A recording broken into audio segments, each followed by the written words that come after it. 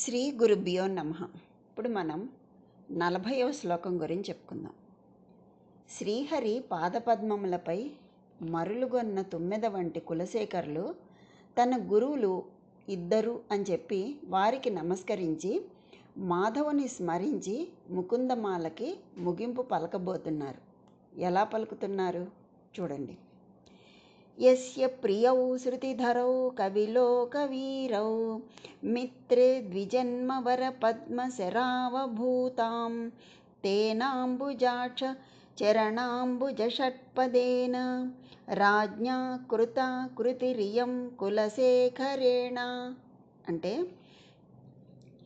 భక్తిబంధురం సారస్వత సుందరము అయిన స్తోత్రరాజమును ముగిస్తూ తన కావ్య రచనా ప్రతిభకు స్ఫూర్తినిచ్చిన మహనీయులు ఇద్దరిని కులశేఖరులు స్మరిస్తున్నారు. ఎలా? యస్య ఎవనికి, శృతిధరౌ వేద వాంగ్మయ దురంధరులు, కవిలోక వీరౌ కవుల సమూహములలో శ్రేష్ఠులైన వారు, ద్విజన్మవర పద్మశరౌ వాల్మీకి మహర్షి మరియు శఠకోపుడను యతివరుడును, మిత్రే అంటే మిత్రులు, అభూతాం అయ్యిరో తేనా అటువంటి వానిచే, అంబుజాక్ష విష్ణువు యొక్క చరణాంబుజ పాద పద్మములయందు షట్పదేన తుమ్మెద అయినవాడు, రాజ్ఞా కులశేఖరేణ రాజైన కులశేఖర మహారాజుచే, ఇయం కృతి ముకుందమాల అను ఈ కృతి కృత రచింపబడినది. శ్రీమన్నారాయణుని పాదపద్మములందు తుమ్మెదనై నిరంతరమంటియుండు కులశేఖర మహారాజునైన నేను ముకుందమాల అను కావ్యమును రచించితిని. ఈ కావ్య రచనకై వాల్మీకి శఠకోపయుతులు స్ఫూర్తినిచ్చారు. విజన్మవరుడు అంటే వాల్మీకి మహర్షి ప్రాచేతసుడిగా పిలువబడిన ఋషి కుమారుడు తపమాచరించి తన చుట్టూ పెరిగిన పుట్ట నుండి బయటికి వచ్చి రెండవ జన్మ ఎత్తెను. అందువల్ల వాల్మీకి ద్విజన్మవరుడు. ద్రవిడ భాషలో దివ్య ప్రబంధం రచించిన నమ్మాళ్వారును మారన్ అను పేరు సుప్రసిద్ధులు. దానినే పద్మసూరుడని ఉల్లేఖించారు. కులశేఖరులకు వాల్మీకి కృత శ్రీమద్ రామాయణమన్నను, నమ్మాళ్వారు అంటే శఠకోపులు రచించిన తిరువాయ్మొళి అను దివ్య ప్రబంధమన్నను అత్యంత ప్రీతిపాత్రములు.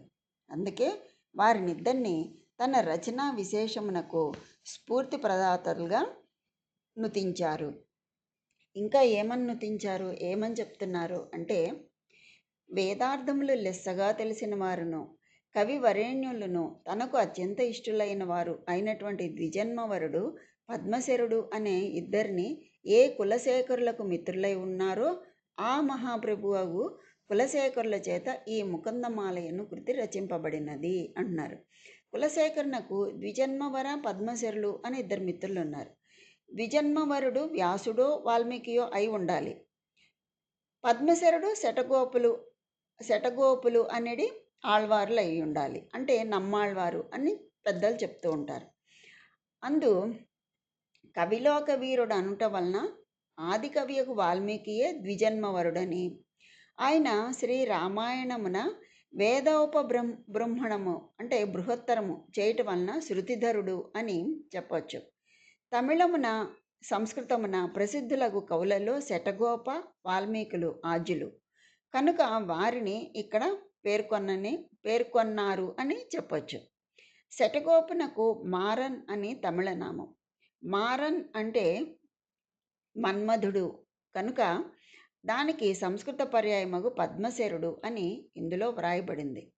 ఇలా కులశేఖరులు దివ్యమైనటువంటి పరమాత్మ పరత్వ సులభత్వములను అత్యంత మనోహరముగా ఆ దివ్యతత్వమును విష్ణుతత్వమును నిరూపణ చేస్తూ సంసారం అనే క్లిష్ట సాగరమును దాటుటకు సులువైన మార్గాన్ని చూపించి పరమాత్మ యొక్క దివ్య చరణములే శరణం అని మార్గనిర్దేశకం చేశారు.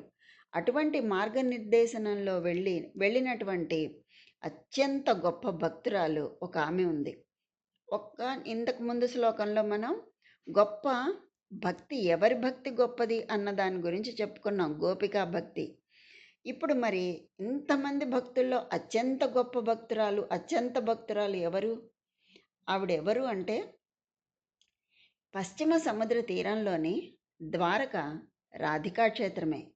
ద్వారకలోని పరాశక్తి అంశ రాధ. దాక్షాయణి హృదయం అక్కడ ఉంది. కృష్ణావతార సమయంలో ఆమె మానవ స్త్రీగా జన్మించినప్పుడు ఆమెలో గోలోక జ్ఞానం ఉంది. ఆమె లోకాతీత జ్ఞానంతో పుట్టింది. కృష్ణుడిని ఆరాధించినది. కృష్ణుడు కూడా ఆరాధించింది ఆ పరాశక్తి రూపమైన రాధనే. ఆమె మానవ స్త్రీగా వచ్చి ఆయనతో సాహచర్యం చేసి వెళ్ళింది. ఆమె జ్ఞానాంశ, కృష్ణునితో అభేదము కలిగి ఉన్నది. ఈ ద్వారకానాథుడు కూడా పరశివతత్వం. కృష్ణుడు ప్రభాస తీర్థంలోని సోమనాథుని ఆరాధించాడు. ఆ సమీపంలోనే ఆయన మహాపరినిర్వాణం కూడా జరిగింది. ఆయనలోని విష్ణుతత్వం అవతార సమాప్తి కాగానే వైకుంఠంనకు వెడలిపోయింది.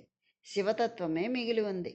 కృష్ణుడు భూమి మీద అవతరించకముందే భూలోకంలో ఆయనకై వేచి ఉన్న పరాశక్తి రాధ. బ్రహ్మ వస్తువు రూపగుణములు లేని నిత్య సత్యం. జగత్తు నిత్యం కాదు, సత్యం కాదు. దీని నిర్మాణమునకు ఆ నిర్గుణ బ్రహ్మము నుండి పుట్టి అందులోనే లయమయ్యే రెండు తత్వములు కారణము. అవి పురుష స్త్రీ తత్వములు. మనమున్న 14 లోకములో బ్రహ్మాండ సృష్టికి, ఈ 14 లోకముల బ్రహ్మాండ సృష్టికి మహావిష్ణువు అనే పురుషతత్వము, బ్రహ్మ, రుద్రుడు అని మరో 2 పురుష రూపములు, లక్ష్మి, సరస్వతి, పార్వతి అనే స్త్రీతత్వాలు కారణం. ఈ సృష్టిలోని జీవులు ఈ త్రిమూర్తులను ఆరాధించి వరములను పొందుతారు. ఈ లోకములు కాక బ్రహ్మాండమందు గోలోకం అనే లోకముంది. ఈ లోకములో జీవులు నిత్యులు, ఆనంద స్వరూపులు. ఈ లోకపాలకులు రాధాకృష్ణులు శుద్ధ ఆనందమైన బ్రహ్మస్వరూపులు. ద్వాపరాంతమందు వీరే భూమి అందు అవతరించారు. వారి ఉపాసన వలన సర్వ కర్మాతీతమై ఏ కర్మఫలము కానటువంటి ఒకానొక ఆనందం మనకు లభిస్తుంది. దేవీ భాగవతం రాధాదేవి ఉపాసనను వివరిస్తుంది. గోలోకంలో రాధాకృష్ణులను దేవతలు అందరూ అర్చించారు. సరస్వతి, బ్రహ్మ, శివుడు, లక్ష్మి, దుర్గా మొదలైన వారందరూ దుర్గా మహోత్సవం జరిపినట్లు పురాణ కథనం. బ్రహ్మ కోరిక మేరకు శివుడు గానం చేయగా ఆ గానరసంలో రాధాకృష్ణులు కరిగి జలమై ప్రవహించారట. ఆ విధముగా గంగయే రాధ. శివుడు తిరిగి స్తుతించిన తర్వాత రాధాకృష్ణుల దర్శనం అందరికీ లభించింది. ఈ గంగ భూలోకంలోని రాసమండలంలో ఉద్భవించినది అని కూడా చెప్తారు. రాసమండలం అంటే శ్రీకృష్ణుడు రాసలీల నిర్వహించిన వర్తులాకార స్థలం. దీని అంతరార్థం రాధాకృష్ణులు కేవలము రసమయ స్వరూపులు. వారి రసతత్వము అనురాగజన్యమైన ఆనందం. భూమిపై అవతరించిన శ్రీకృష్ణుడు రాధయందు, గోపికలయందు మానవాతీతమైన అనురాగమును కలిగించినాడు. శ్రీకృష్ణుడు తన భార్యలందరినీ సమంగా ప్రేమించినాడు. అందులో ఆశ్చర్యమేముంది? అతడు సమస్త ప్రాణికోటిని సమానముగా ప్రేమిస్తున్నాడు. ఒకసారి కృష్ణుని భార్యలైనటువంటి మిత్రవింద, కాళింది అనే వారికి ఆయన ఎవరిని ఎక్కువగా ప్రేమిస్తాడు అని సందేహం వచ్చింది. శ్రీకృష్ణుడంటే ఎక్కువ భక్తి కలిగినది రుక్మిణి అని, ఎక్కువ ప్రేమ కలిగినది సత్యభామ అని వారి అనుమానం. వారినే వాళ్ళు అడిగారు. సత్య సమాధానం భక్తి ప్రేమలలో, సత్య ఏమని చెప్పింది? భక్తి ప్రేమలలో ప్రేమ ప్రధానం. అందరు భార్యల కంటే నేనే ఆయనకి ఇష్టం అని అన్నదట. రుక్మిణి ఇలా చెప్పింది. ఏమని? ఆయనకు సమస్త జీవరాశులపై సమానమైన ప్రేమ. అట్టి వారిలో నేనొకదాన్ని. శ్రీకృష్ణుడు దక్షిణ నాయకుడు. భార్యలందరిపై సమాన ప్రేమ కలవాడు. సత్యభామ, రుక్మిణి, రాధ వీరి ప్రేమలలో తేడా ఏమిటి? సత్యభామది భూతత్వం. ఆమె నిరంతరం ఆయన భౌతిక సాన్నిహిత్యాన్ని కోరుతుంది. ఇది తామసిక ప్రేమ. రుక్మిణి అతడు తన వద్దకు వచ్చినప్పుడు పూజిస్తుంది. అతడు దగ్గర లేనప్పుడు హృదయం అందు ధ్యానిస్తుంది. ఇది రాజసిక ప్రేమ. మరి రాధ ఎప్పుడూ కృష్ణుని సన్నిధిలోనే ఉన్నట్లు భావించుకుంటుంది. అతడు సన్నిహితముగా లేని భావనయే ఆమెకు ఉండదు. ఆమెది సాత్విక ప్రేమ. రాధాకృష్ణుల తత్వం అర్ధనారీశ్వర తత్వమే. ఒక నాణెమునకు కృష్ణుడు ఒకవైపు, రాధ మరొక వైపు అని సనాతనులు చెప్తారు. వారు సనాతనులు అని కూడా చెప్తారు. అంటే ఎప్పటి నుంచో ఉన్నవారు. ద్వాపరయుగంలోనే వచ్చిన వాళ్ళు కాదు, అంతకు ముందు కూడా ఎప్పటి నుంచోనే ఉన్నారు. వాళ్ళు సనాతనులు. అసలు రాధ అంటే ఎవరు? ఒకరు ప్రియురాలు అని, మరికొందరు కృష్ణుని బంధువులు అని, వేరొకరు కన్నయ్యకు అత్త అని, ఏవేవో ఊహలు. కానీ ఒక్క ధ్యాని అంటే ధ్యానం చేసేటటువంటి సాధకుడు, యోగి మాత్రమే కృష్ణతత్వాన్ని గ్రహించగలుగుతాడు. ధ్యాన స్థితిలో సాధకుడిగా సత్యం ఏమిటి అని ఒక్క క్షణం పరికిస్తే, రాధ అంటే భగవంతుణ్ణి విశేషముగా ఆరాధించున్నది అని అర్థము. అంటే భక్తి అని అర్థం. అనగా అత్యంత భక్తురాలు అని అర్థం. ఇప్పుడు అత్యంత భక్తురాలు ఎవరో తెలిసింది కదండి.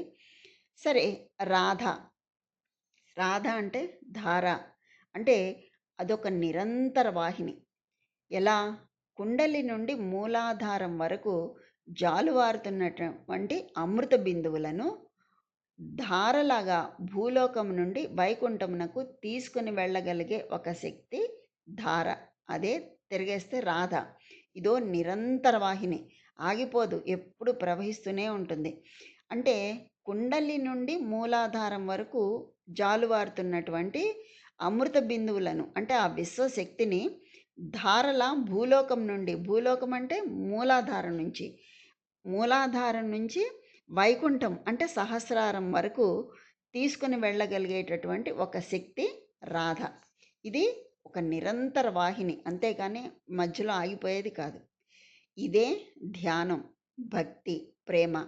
కృష్ణుడు అనగా ఆకర్షించేవాడని అర్థం. నిరంతరం ఆత్మ అంతర్ముఖం కమ్మంటుంది, అంటే ఎప్పుడు లోపల ధ్యానించమని చెప్తుంది.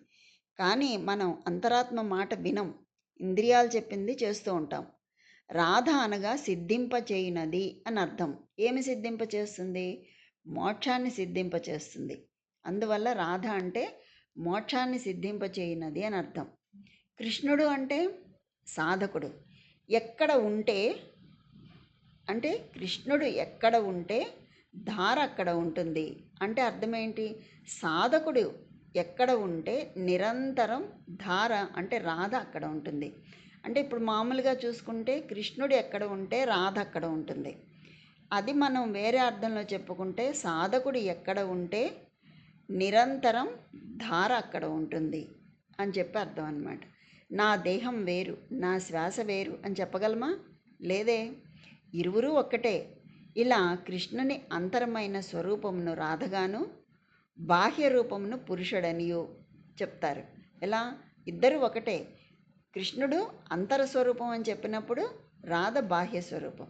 అలాగే రాధ యొక్క అంతర స్వరూపము పురుషుడైనను కృష్ణునిగానే బాహ్య స్వరూపము రాధ. అంటే ఇలా చెప్పినప్పుడు ఇరువురు ఒక్కటే. కృష్ణుని అంతరమైన స్వరూపము అంటే కృష్ణునిలో అంతరంగా ఉన్నది రాధగాను, బాహ్య రూపం అంటే బయటికి మనకు కనిపించేది పురుషుడు. అంతే కదండి.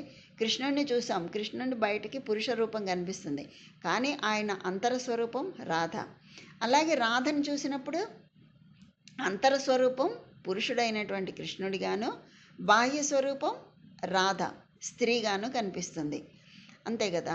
రాధను చూసినప్పుడు బాహ్య స్వరూపం స్త్రీ, లోపల అంతర స్వరూపం పురుషుడైనటువంటి కృష్ణుడిగాను. అందుకంటే ఒకరిలో ఒకరు మనకి కనిపిస్తారు. ఎందుకని? ఇద్దరు ఒకటే. భగవానుడి యొక్క కృష్ణుడి కోసం 16,000 మంది గోపికలు వచ్చారు. అంటే రాసలీలలు అని వ్యర్థ ప్రేలాపనలు చెప్తూ ఉంటారు. యద్భావం తద్భవతి, వారిని మనం మార్చలేం, అది వదిలేయండి. కానీ సత్యం మాత్రం ఇది. ఏమిటది? ఎప్పుడూ బాహ్య నేత్రాలతో చూడటమేనా? ఒక్కసారైనా అంతర్ముఖులమై మనోనేత్రంతో ఆత్మస్థితిలో చూస్తే పరమాత్మని కోసం పరితపిస్తున్నటువంటి జీవాత్మలు కనిపిస్తాయి.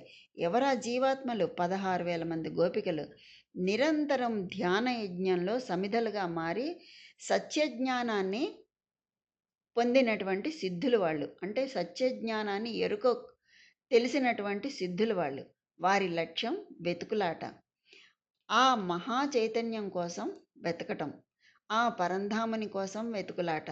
ఆ వెతుకులాటలో ధ్యాన మార్గం చూపినవాడు కృష్ణుడు, జ్ఞాన మార్గం చూపినవాడు కృష్ణ. దేవుడికి జీవుడికి ఉన్న బంధాన్ని ఎరుకపరిచినవాడు కృష్ణ. శోధన నుండి సాధన వైపు సత్యాన్ని ఎరుకపరిచినవాడు కృష్ణ. ఆబాల గోపాలం అంతా సిద్ధులు, యోగులు, తాపసులు. గోకులం అంటే వైకుంఠం, అందులో భక్తి అంటే రాధ.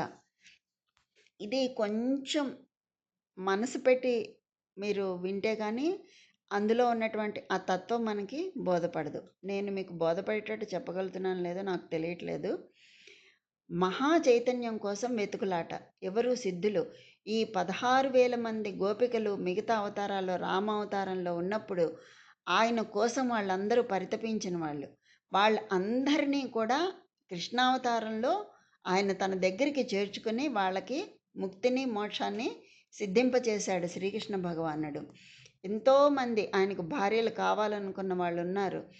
ఇందులో ఈ గోపికల్లో ఋషులు కూడా ఉన్నారు. ఋషులు, దేవతలు అందరూ కూడా కొంతమంది, కొన్ని వేల మంది ఆయనతో కలిసి ఉండాలని ఆయన రామావతారంలో ఆయన ముగ్ధ మనోహరమైనటువంటి ఆ రూపాన్ని చూసి మోహించి ఆయన దగ్గరికి ఆయనతో పాటు ఉండాలి అనుకున్న వాళ్ళందరికీ కూడా కృష్ణావతారంలో ఆయన దగ్గరయ్యి వాళ్ళకి ముక్తిని, మోక్షాన్ని, చైతన్యాన్ని, జ్ఞానాన్ని చూపించాడు. అందుకే ఆ మహా చైతన్యం ఎవరు? శ్రీకృష్ణుడు. ఆ మహా చైతన్యం కోసం వెతుకులాట, ఆ పరంధాముని కోసం వెతుకులాట. ఆ వెతుకులాటలో ధ్యాన మార్గం చూపినవాడు కృష్ణ, జ్ఞాన మార్గం చూపినవాడు కృష్ణ, దేవుడికి జీవుడికి ఉన్న బంధాన్ని ఎరుకపరిచినవాడు కృష్ణ, శోధన నుండి సాధన వైపు సత్యాన్ని ఎరుకపరిచినవారు కృష్ణ.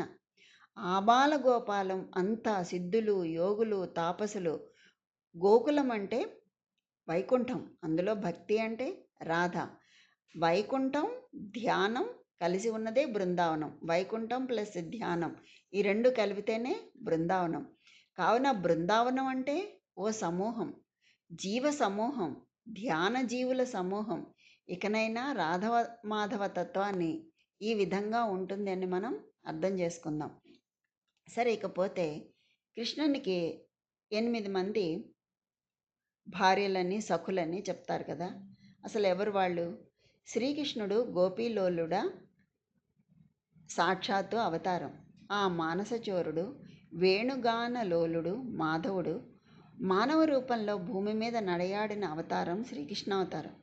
బృందావనంలో గోపాలుని చేరాలని పరుగులు తీయని గోపిక, వెదికినా కనబడదేమో ఆ కమనీయ రూపుని కనులారా చూడాలని ప్రతిదినం బృందావని చేరే గోపికలలో కృష్ణుని అత్యంత ఇష్టసఖి రాధ. అంటే గోపాలుని చేరాలని పరుగు తీయని గోపిక వెతికన్నా కనబడదు అక్కడ.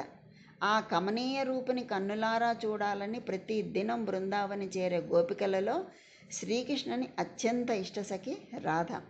రాధతో పాటు కృష్ణుడికి ఇష్టమైన మరో 8 మంది సఖులున్నారు. 8 మంది అష్టభార్యలు వేరండి, వీళ్ళు సఖులు. వారంటే గోవిందునికి ఎంతో ప్రీతి. రాధేయుడి అష్టసఖులు ఎవరంటే లలిత, విశాఖ, చిత్ర, ఇందులేఖ, చెంపకలత, రంగదేవి, తుంగవిద్య, సుదేవి. వీళ్ళు అష్టసఖులండి, అష్టభార్యలు కదా, అష్టసఖులు. మధురలో వీరికి మందిరం ఉంది. వీరే కాక గోవిందుడికి 16,000 మంది గోపికలు ఉండేవారట. వీరి ఆటపాటలతో బృందావనం ఆనందనందనంగా వెలుగొందిందని పురాణ కథనం. ఆ గోవిందుడు అల్లా గోపికలందరి వాడై ప్రేమామృతాలను పంచాడు. ఆ స్వామిని అత్యంత భక్తి ప్రపత్తులతో స్వామి మనస్సును గెలుచుకున్న నిజమైన భక్తుల వరుసలో ఈ 8 మంది ఉన్నారు అని చెప్పి మా పెద్దలు చెప్తారు. ఇదే రాధవ మాధవ తత్వం. గోపికలు అలా రాసక్రీడా నృత్యానికి చేతులు కలిపేసరికి శ్రీకృష్ణ భగవానుడు కరుణాపూరిత హృదయుడై ప్రతి ఇద్దరి గోపికల మధ్య తాను ప్రత్యేకంగా కృష్ణ రూపాలను ధరించి నిలబడ్డాడు. అలా బహురూపధారి అయిన శ్రీకృష్ణుడు ఇటు ఈమె మెడ మీద, అటు ఆమె మెడ మీద చెరో చెయ్యి వేసి నృత్యానికి కాలు కదిపేసరికి ఆ గోపికలిద్దరికీ పులకలు మలకలై వారిద్దరూ చెరో చేతిని స్వామి నడుం చుట్టూ వేసి ఒళ్ళు తెలియని ఉత్సాహంతో నృత్యం చేయసాగారు. ఇలా భగవంతుడైన శ్రీకృష్ణుడు ఒకే సమయంలో వేల కొలది రూపాలను స్వీకరించే సన్నివేశం వచ్చేసరికి ఆకాశంలో దేవతలు గుంపులు గుంపులుగా కిక్కిరిసి నిలబడ్డారు. కింద స్వామి గోపికలతో కలిసి చేసే గానంతో పైనున్న గంధర్వ దంపతులు గొంతు కలిపి తన్మయులై గానం చేస్తూ పుష్పవృష్టిని కురిపించారు. ఆ సన్నివేశాన్ని దేవతలందరూ ఇలా కీర్తించారు అని లీలాసుకుడు వ్రాసినటువంటి శ్రీకృష్ణ కర్ణామృతంలోని రాసక్రీడాష్టకం చాలా ప్రసిద్ధమైంది. అందులో ఏమని చెప్పారు? ఒక పద్యం: అంగనా మంగనా మంతరే మాధవ మాధవం మాధవం చాంతరేణాంగన ఇద్దమా కల్పితే మండలే మధ్యగా సంజను వేణునా దేవకీ నందన అని చెప్పి అలా రాసక్రీడ జరుపుతున్నారు అని చెప్పి శ్రీకృష్ణుడు ఆయన అనుభవించి శ్రీకృష్ణ కర్ణామృతంలో రచించాడు లీలాసుకుడు. అంటే మాధవుడు మానినికి మధ్యలో, మాధవుని మధ్యలో మానినియు, మోదవలయము నడుమ మోహనమ్ముగా మురళి నాదముల దేవకీ నందనుండూదిగా. అంటే భావం ఏంటంటే గోపికకు నడుమ కృష్ణుడు, కృష్ణుడికి నడుమ గోపిక. ఇలా ఏర్పరిచిన మండలంలో అంటే ఆ రౌండ్లో మధ్యలో మరో కృష్ణుడు నిలబడి వేణువు ఊతున్నాడు అని. ఈ విధంగా గోపికలు ఆనందపరవశులై క్రీడిస్తూ ఉంటే భగవంతుడైన శ్రీకృష్ణుడు పసివాడు అద్దంలోని బొమ్మలతో ఆడుకుంటున్నట్లు ఆ గోపికలతో క్రీడించాడు. ఇలా స్వామి లీలాపరవశుడై క్రీడిస్తూ ఉంటే ఆకాశంలో తిలకిస్తున్న దేవతా స్త్రీలు మోహపరవశులవుతున్నారు. ఈ విధంగా మనం కూడా ఆ శ్రీకృష్ణామృతంలో ఓలలాడుదాం, చరితార్థులవుదాం, ధన్యులవుదాం, తరిద్దాం అని చెప్పి మనకి కులశేఖరులు ఈ విధంగా మార్గనిర్దేశనం చేస్తున్నారు. దీనితో మనకి ముకుందమాల స్తోత్రం సంపూర్ణం. దీనిని అనుగ్రహించిన శ్రీమాన్ రంగరామానుజాచార్య స్వామివారికి అనేక దాసోహములు మరియు ధన్యవాదములు. సర్వం శ్రీకృష్ణార్పణమస్తు. స్వస్తి.